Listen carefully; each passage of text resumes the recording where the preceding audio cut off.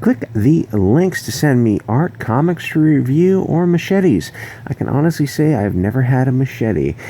And I get the feeling if the Wu flu mutates into zombie apocalypse, it might come in handy.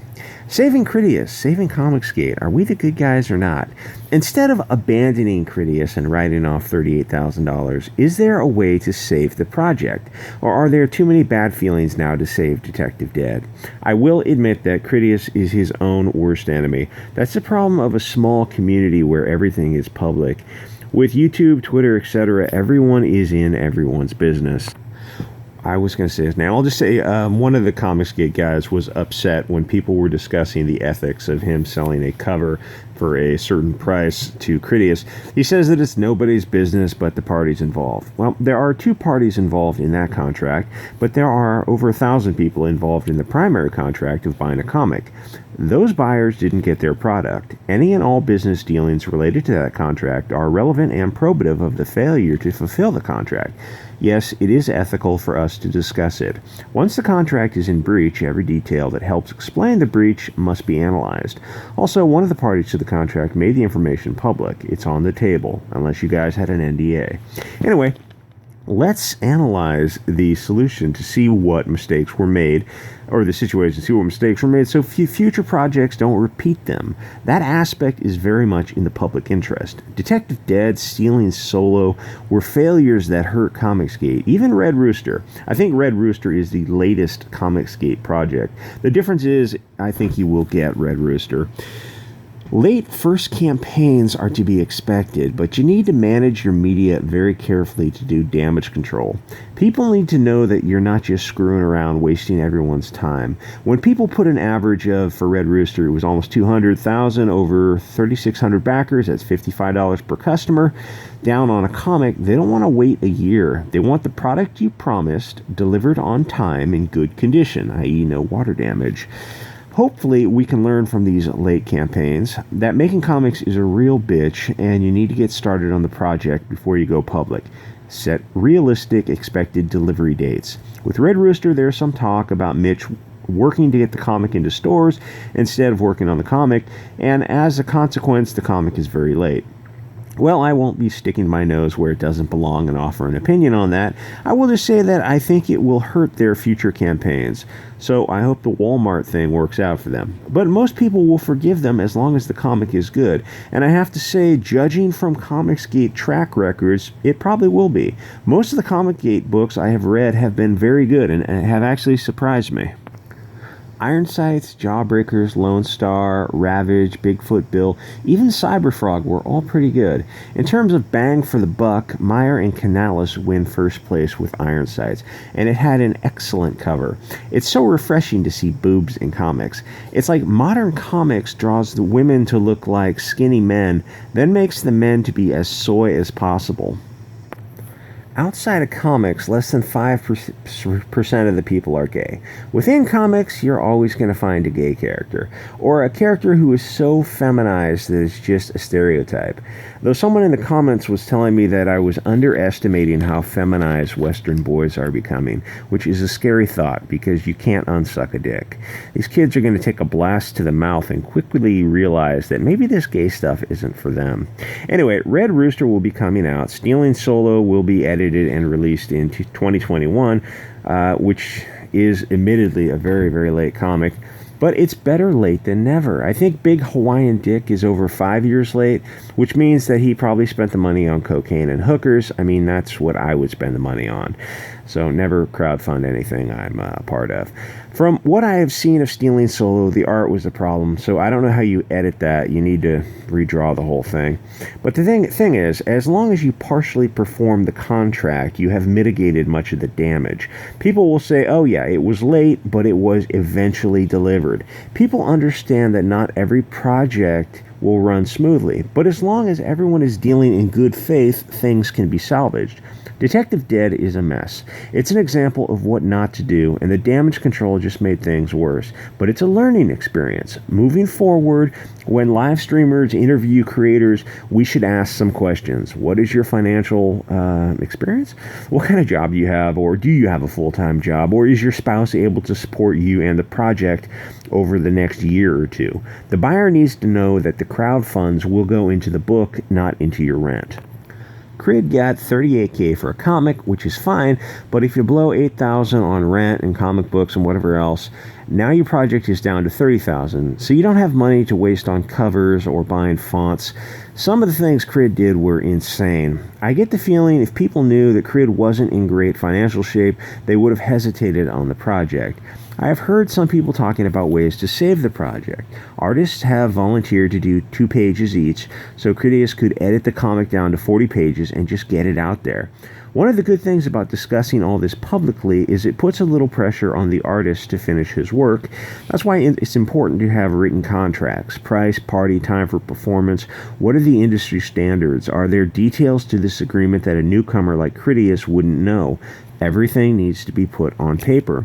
If this is your first time, ask more experienced people if your understanding of the situation is accurate. It's also much easier if all of the parties are located in the United States, not only for legal reasons, but because it's easier to put pressure on flaky artists, which is like 90% of them. If an artist is late on delivery, people on social media can ask some hard questions.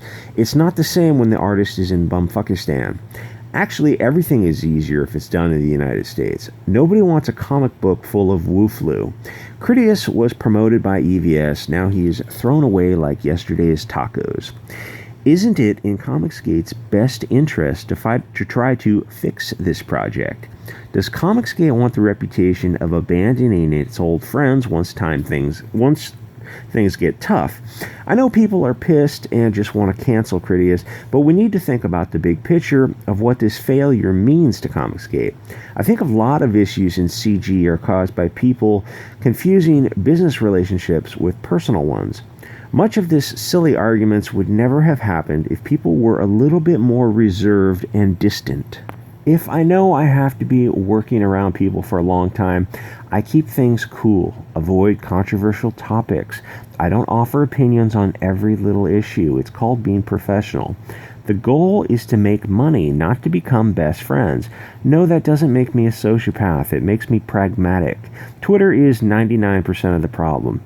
EVS does not need to offer his opinions on everything Miller and Tennapel tweets. Learn from Richard Meyer. He didn't agree with people in Comicsgate. He just ignored it. Be like Zach. Eventually, when Twitter got too toxic with SJWs, Zach went anonymous. I disagree with a lot of stuff Comicsgate people say. I just ignore it and go back to posting conspiracy tweets about who controls the media. I don't disavow some fellow Comicsgaters' actions. I just don't comment on it. I don't even argue with Ethan on Twitter. A few times he's tried to drag me into a fight. I just ignore it. I don't even follow him or any of the big Comicsgate accounts.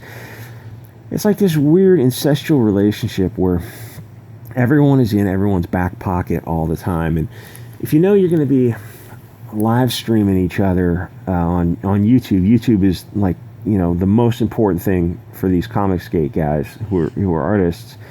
Really want to play it cool on Twitter. I get you got to follow each other because it's an easy way to post links to the live streams, that kind of thing. And it's a convenient way to do DMs and stuff. But really keep it cool on a lot of conversations with people. Just let them do their thing.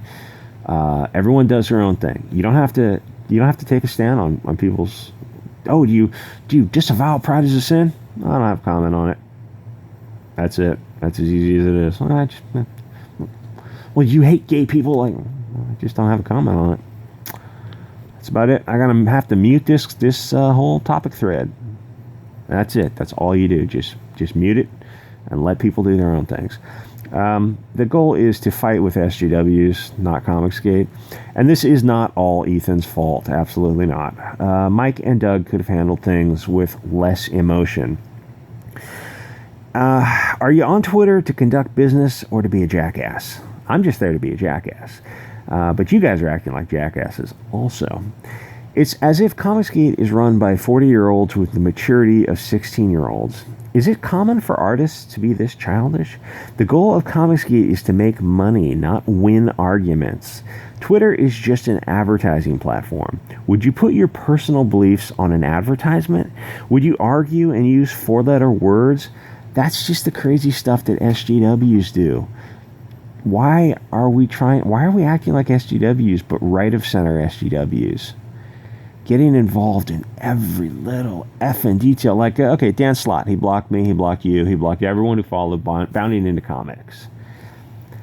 That's insane. That's what a crazy person does. That's a crazy industry run by crazy people.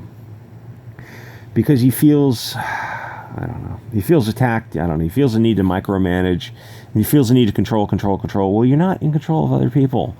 The goal is to sell to everybody.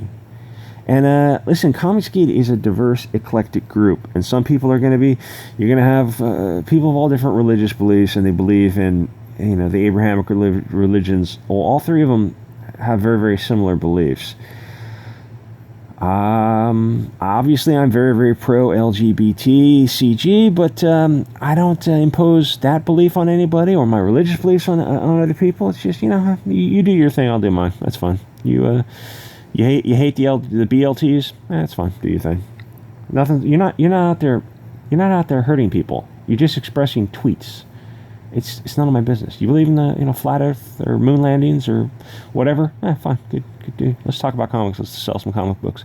Anyway, like, comment, subscribe, guys. I have a PO box if you want to send me machetes. I'm just kidding. Don't send machetes. I've probably cut myself with a machete. But if you want to send comic books, someone did send me this fantastic comic book by Ironsights. I need a wide-angle lens. Send me a wide-angle lens, or I could probably get my own on Amazon. Remind me. By Myers and Canales.